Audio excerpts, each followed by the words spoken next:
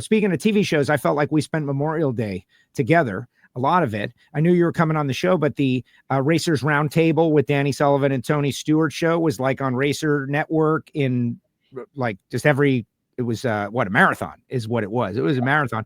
I saw several of the episodes. That has become a very cool show. You just kind of set it up and let these people talk, and every once in a while you'll drop in a little note, but it's not like an intense interview. It's really cool. You guys are drinking wine. Antron looked like he got a little rosy in his episode. What has that experience been like for you?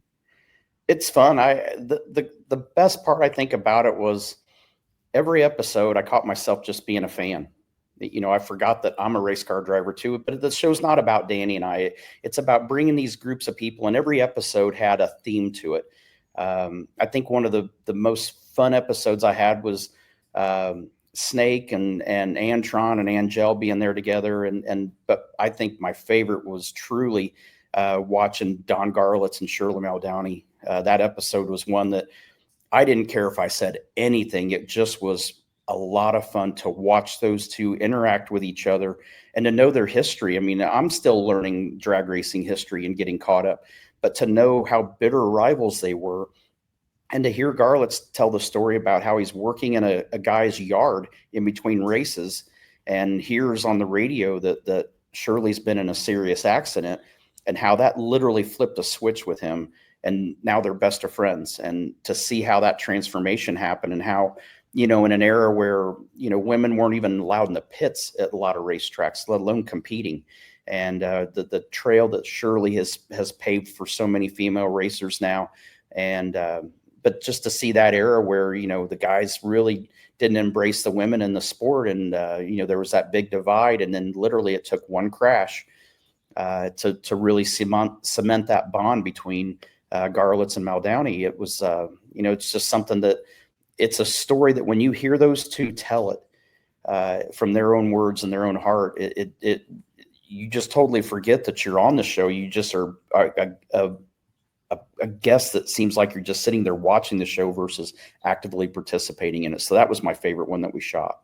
Amazing. All right. So I haven't seen that one yet, and I'm excited about it. I said yesterday, I saw Linda, of course, Lynn St. James and Sarah Fisher, and Lynn St. James going to the window while Shirley is doing her nails in the dually.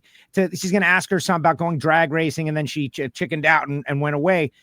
It showed me how connected these racing series are. We might like think they're not, but they are so connected. And having racers from multiple disciplines, like Linda talking about how she has promoted and been involved in everything. Of course, she likes drag racing the best, but that was really illuminating. Yeah. And I think it really speaks in the big picture to what motorsports is all about. You know, there's diehard drag race fans, there's diehard NASCAR fans, there's diehard IndyCar fans, there's diehard dirt track fans. But at the end of the day, we're all still a part of one gigantic family. We're one big racing family.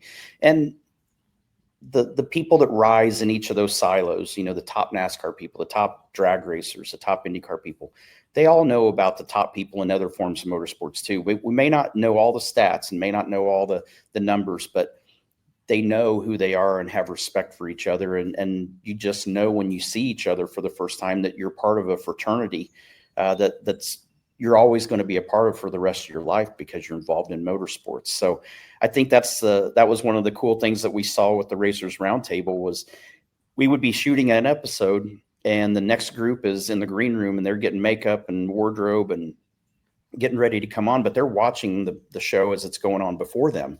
But the best part was kind of in between. So the group gets up from the show we've just shot and the next group is, you know, getting ready to come on set, and the interaction in between shows was priceless. I think that's the only thing we really missed on was capturing that interaction between all these personalities from so many different forms of motorsports. But the one common theme is they all respected each other for what they do and why they're there and the role they play in the history of motorsports together. That is awesome. Yeah. Behind the scenes at Racers Roundtable would have been super cool, but you shot multiple episodes in a day. How many episodes did you shoot? We shot 18 episodes that I think turned into 19 or 20. Mario Andretti's turned into 2 different episodes on their own. But it literally shot it in 2 days at Forrest Lucas's mansion up there on the north side of Indianapolis. It wasn't in the main house, but it was in a secondary house that they have that is absolutely beautiful, and it was a beautiful setting to shoot the show. But can you imagine trying to get all of these drivers and all these people, the schedules, to get all of us to be in the same place in a 2-day window like that to shoot these shows? Was a logistical nightmare for the staff. But, Pam Miller did a great job. We got a lot of great people that did a lot of legwork that made Danny's and my job very, very easy when we got there.